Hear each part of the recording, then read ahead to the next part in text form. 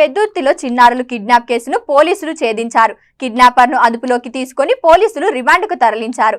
ఒడిశా గాజాం జిల్లా కాలికట్ ప్రాంతానికి చెందిన మినతి ప్రాధాన్ పిల్లలతో పెందుర్తి నియోజకవర్గం నరవలలో కూలి పనులు చేసుకుంటూ నివాసం ఉంటుంది.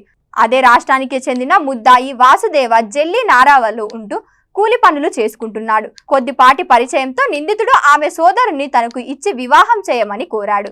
అందుకు ఆమె నిరాకరించడంతో ఈ నెల 18న మినతి ప్రాధాన్ పిల్లల ఇద్దరిని కిడ్నాప్ చేసి తరలించుకుపోయారు. తల్లి కూలి పని నుంచి ఇంటికి వచ్చి చూసేలోపే ఇద్దరు పిల్లలు కనబడకపోయేసరికి ఒడిశాకు వెళ్లి అక్కడ కల్లికోట పోలీస్ స్టేషన్లో ఫిర్యాదు చేసింది.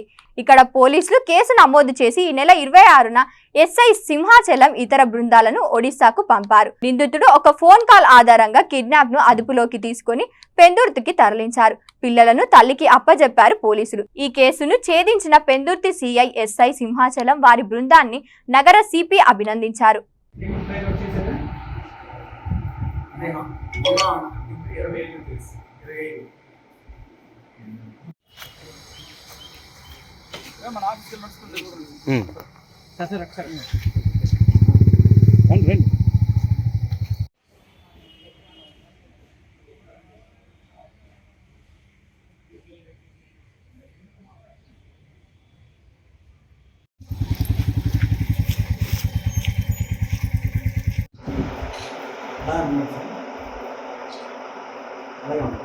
ఫోటో కూడా